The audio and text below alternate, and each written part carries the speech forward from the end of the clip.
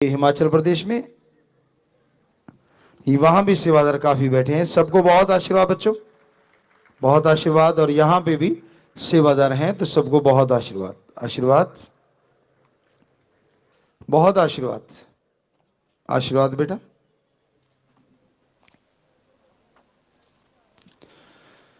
तो सेवा का कोई मुकाबला नहीं होता। सेवा जो करता है सदगुरु मौला के दिल के टुकड़ा और अखियों का तारा, खुशियां लेता है बेइंतहा, मालिक का हमेशा रहता उसे सहारा। धन्य वो माँ बाप, धन्य वो परिवार, धन्य वो कुल। यहां आता है सेवादार, मालिक से प्यार करने वाला, और समुद्रों की समुद्र खुशियां बढ़ती ही जाएंगी ज्यों ज्यों सेवा का करता जाएगा। एक एक कदम, एक एक दिन आप लगाएं, एक एक मिनट आप लगाते हैं, मालिक उसके बदले में खुशियों से माला माल लवरेज करते जाएंगे, कोई कमी आने नहीं पाएगी। आशीर्वाद, आशीर्वाद। बस कुछ एक बातें कोशिश किया करो, कम से कम सेवादार 15 मिनट सुबह 15 मिनट शाम को सुमरन जरूर किया करो, भक्ति किया करो कम से कम।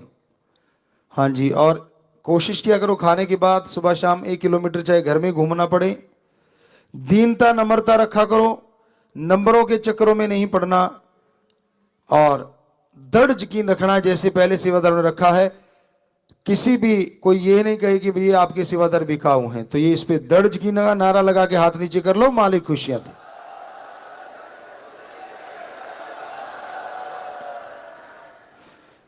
जो राम से प्यार करते हैं और राम से सब कुछ हासिल करते हैं, वो किसी भी लोभ लालच में कभी आते ही नहीं, कभी भी दुनिया के इशारे पे चलते नहीं, जो राम के इशारों पे चला करते हैं। जो राम के रास्ते पे चलते हैं वो कभी राक्षस का रास्ता पकड़ा नहीं करते। कहने को दुनिया कुछ भी कहती रहे, वो राम का रास्ता छोड़ के कहीं और जाया नहीं करते। तो आप सेवादार, आपके माँ बाप कुल धन्य होती है, मालिक सबको खुशियां दे। रिश्तों में पवित्रता जरूरी है सेवादारों। पति पत्नी का रिश्ता जायज है, उसके प्रति भी आपकी भावना सही होनी चाहिए।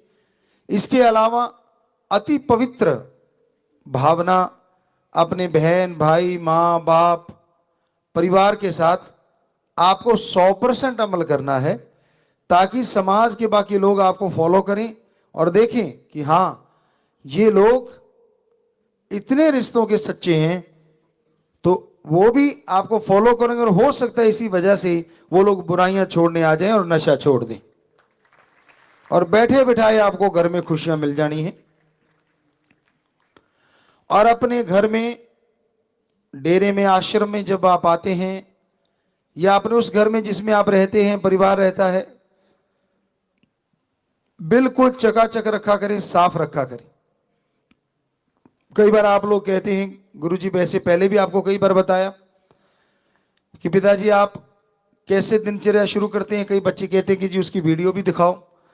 अब टाइम फुर्सत ही नहीं मिलती कि आपको वीडियो बना के दिखाएं, लेकिन हकीकत यही है कि अर्ली मॉर्निंग उठते हैं और सबसे पहला काम होता है जिस बिस्तर से उठे हैं उसकी सलवट निकालना। जो चद्दर खेस दरी जो भी है उसकी सलवट निकालें, हम निकालते हैं। और जो भी चद्दर ऊपर लेते हैं या कंबल ऊपर लेते हैं या रजाई, जैसे सर्दी ज़्यादा आती है, जैसा भी मौसम वैसा कपड़ा ऊपर लेते हैं सब लोग, तो हम भी लेते हैं। तो उसको सबसे पहले तय मारते हैं, सही तरीके से उसको रखते हैं, सलबटे निकालते हैं, और हर चीज अपने हाथों से अपनी करते हैं। तो आपको भी इन चीजों को फॉलो करना चाहिए। ये नहीं कि कोई भाई ये सोचे मैं तो उठ गया पत्नी संभालेगी, या पत्नी सोचे मैं तो उठ गई अब पति संभालेगा। जी नहीं, अपना बिस्तर है तो आप उसे अच्छे से संभालें। जिसके पास भी टाइम है, एक कोई काम करने निकल गया तो दूसरा संभाल लें। तो आप बिस्तर से अगर शुरुआत करिए तो पूरा घर कितना साफ होना चाहिए ये भी ध्यान दिया करो। ये नहीं कहीं जूता पड़ा है, कहीं जुराब लटक रही है, कहीं परना पड़ा है, कहीं बनाइन पड़ी है, प्लेयर भी बैठे लगते हैं। हम बच्चे प्लेयरों, ये हमने देखा है बच्चों, हमने 32 नेशनल गेम खेले हैं, तो हम में से भी बहुत सारे प्लेयर ऐसे थे कि हमें छोड़ के जो सफाई का कम ही ध्यान रखते थे। अगर उनकी जुराब सुंघा दी जाए तो कई बार तो बेहोशी वाले डॉक्टर की जरूरत नहीं पड़ती थी। मतलब इतना कम सफाई रखते हैं। सारे एक जैसे नहीं होते, आजकल बच्चे अच्छे भी हो गए हैं, लेकिन पहले ऐसा होता था, हमने तो देखा है। तो प्लेयरों को भी साफ सुथरा रहना चाहिए, उतनी ही अंदर दिमाग ताजगी हासिल करेगा। और दिमाग अगर ताजा है, ताजगी हासिल करता है, तो गेम्स में अपने आप ही आप तरक्की करते जाएंगे। तो इसलिए घर में सफाई रखना, पूरे घर को चमकता रखना है।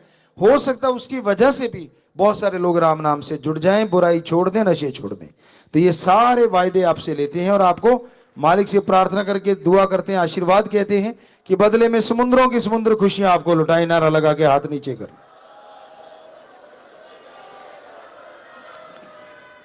तो ये वो वायदे थे, और आपने सेवा नहीं छोड़नी होती, आप अपनी सेवा पे पक्के रहना है। और ये दर शास्त्र नाम शाह मस्तान दाता रहबर का जो सच्चा सौदा है, सदगुरु से प्रीत लगाई है, किसी आदमी के कहने से अगर टूट गई तो कैसी यारी है। सतगुर पीर फकीर कभी किसी का बुरा नहीं सोचते, कभी किसी का बुरा नहीं करते, सबके लिए दुआ में हाथ उठाते हैं, बद्दुआ नहीं देते। हां, अगर आपको कोई ये कह देता है, मान लो कोई सेवादार खड़ा नजर आ गया, आप सोचते हैं ये तो वहां पास खड़ा था, अब हमें नहीं पता तो कौन कहां खड़ा है, हम तो आप में ध्यान है, साथ संगत में। कोई भी अगर अपनी मर्यादा के गलत चल के आपको कुछ कहता है और हमारा नाम लेता है, तो वो समझ लो वो आदमी गलत हो सकता है, क्योंकि हम कभी भी किसी को गलत रास्ता नहीं दिखाते। हमारा काम तो निस्वार्थ भावना से प्रेम करना, सबको बेगर्ज प्यार करने की शिक्षा देना, सर्व धर्म सर्व जात का भेदभाव ना करके सबको एक समझना और सबका 100% सत्कार करना, ये हमारे असूल हैं, 1948 लेके अब हैं और चलते रहने हैं। तो आप ये पूरा ध्यान रखा करो, कहीं कोई आपको पर्सनल नाम लेके बुला दे कि जी इस नाम से आपको तो ये बोला गया है, आपको तो ये बोला गया है, तो हो सकता है वो इंसान मनमते कर रहा हो। आजकल तो ज्यादा ही मनमता लोग करते हैं, तो इसलिए ये पूरा ध्यान रखना सेवादारों। बाकी निशानियां आपकी शायद रख रखी होंगी वहां, हाँ वो तो बच्चों की है इधर। हाँ, ये सारी निशानियां सेवादारों आशीर्वाद दे के हमने भिजवाई हैं, आप ले लेना यहाँ से एक एक निशानी या ऐसी कुछ। और अब तो सामने ही है, हमारी निगाह फकीरों का आशीर्वाद होता है, या निगाह से दृष्टि से बन जाती है, तो सारों पे ही आशीर्वाद हो गया राम जी से प्रार्थना करके। तो आपने ये निशानियां लेनी है।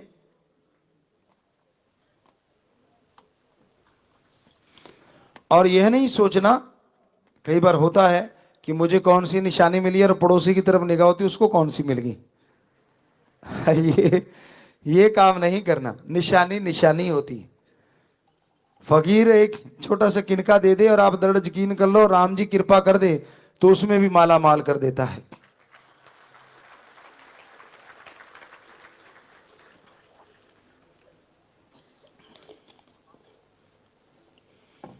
तो बाकी आपको अब ये निशानी थोड़ी देर में देंगे। प्रसाद भी रखा होगा, यहां भी रखा होगा जी। प्रसाद बन गया बेटा, हाँ जी, जो भी आपने रखा है ले लेना, और जिसको जिसकी जरूरत है वो जरूर ले लेना आशीर्वाद।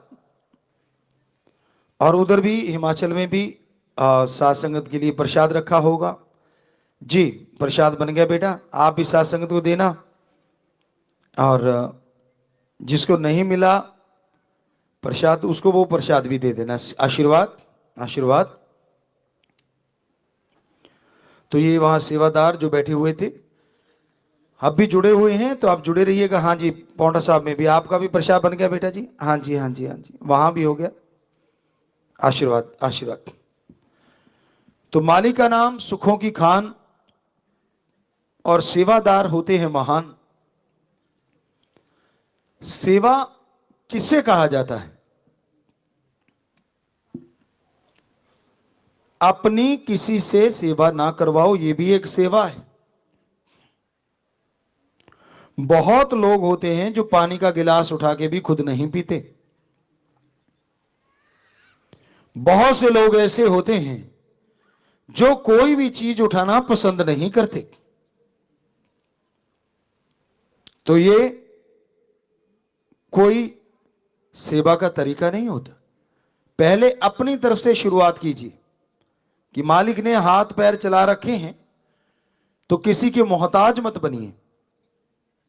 अपना पानी का, अपनी चाय का जहां तक संभव हो वो खुद उठा के ले, खुद पिए। जैसे आपको कहा कि आप हमसे पूछते तो हम अपना कर्म ज्यादातर खुद ही करते हैं, जितनी की जरूरत होती, कोई लंबी चौड़ी जरूरत भी नहीं होती। तो आपको भी यही करना चाहिए।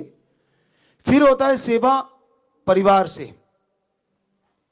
अगर आप छोटे हैं तो बड़ों का सत्कार करो, और बड़े हैं तो छोटों को बेगर्ज निस्वार्थ भावना से अच्छाई के लिए आशीर्वाद दो, उनके सिर पे हाथ रखो। यह भी एक सेवा है। घर में मां बाप बुजुर्ग हैं, चल फिर नहीं पा रहे, सही ढंग से कुछ उठा नहीं पा रहे, उनको लाके वो खिलाना पिलाना भी एक सेवा है। उसके बाद आप अपने समाज में देखें, अपने आसपास प्रभु की बनाई सृष्टि किसी कर्मों की वजह से अगर दुख पा रही है, वो पशु पक्षी परिंदे इंसान कोई भी हो सकते हैं, तो उनका दुख दूर करने के लिए आप कदम उठाएं। बीमार का इलाज करवा दीजिए, भूखे को खाना, प्यासे को पानी। तो ये महान सेवा है। और यही नहीं, साथ संगत मिलके भी सेवा करती है। ये एक और बड़ा यज्ञ हो गया, महान यज्ञ, बड़ा यज्ञ। जब आप सारे मिलके किसी नी आसरा का आसरा बना देते हैं, बहुत साथ संगत घर बना के देती है, ये और बड़ी सेवा है। साथ संगत मिलके कोई मजबूर इंसान, आर्थिक तौर पे कमजोर इंसान की बेटी की शादी ब्लॉकों वाले मिलके करवा देते हैं, सेवादार मिलके करवा देते हैं, ये भी एक महान सेवा है, बहुत बड़ी सेवा है। सेवादार मिलके गरीब बच्चों को जो आर्थिक तौर पे कमजोर हैं उनको पढ़ाते हैं, उनकी मदद करते हैं, ये भी एक बहुत बहुत बड़ी सेवा है। आप पशुओं को खाना डालते हैं, चारा डालते हैं, पक्षियों को दाने डालते हैं, पानी रखते हैं, यह भी बड़ी सेवा है। आप खूनदान करते हैं, मरणोपरांत आंखें दान, शरीर दान, जिस पे रिसर्च होता है, तो ये भी महादानों के दान आ जाते हैं, बड़े दान हैं। और जीते जी कई बच्चों ने गुर्दा डोनेट के फॉर्म भरे हुए हैं और लीगली तौर पे वो एक दो जगह पे गुर्दा दान कर भी चुके हैं। तो ये भी महान से भी महान सेवा है। तो सेवा का कोई किनारा नहीं कि कहां तक लास्ट है, कहां तक ऊंचाई है। जितनी सेवा करते जाओगे उससे होगा क्या? आपको आत्मिक शांति मिलेगी, आत्म बल मिलेगा, चैन, आनंद आएगा। और इसके साथ साथ ओम हरि अल्लाह वाहिगुरु राम की भक्ति में आपका मन लगने लग जाएगा, आपकी आत्मा ठहरने लग जाएगी। तो ये बहुत जरूरी है कि आप सेवा करें। आज का टाइम स्वार्थ का बोलबाला है। कई बार आपको सुनाया, कई नगरों में तो राम राम भी कहने से पूछते हैं क्या चाहिए, यानी गर्ज के बिना राम राम भी मंजूर नहीं करते। जबकि राम राम बोलने से मुंह पवित्र होता है, आत्मा पवित्र होती है। तो इसलिए ऐसे भयानक घोर कलयुग में, स्वार्थी युग में, जो लोग परहित परमार्थ तन मन धन से करते हैं, धन्य उनके मां बाप और धन्य वो लोग होते हैं जो ऐसी सेवा करते हैं। हमने जब ये खूनदान का कैंप शुरू करवाया, आई कैंप लगा करते थे, उस दरमियान देखा कि लोग भाग भाग के ये सेवा कर रहे हैं।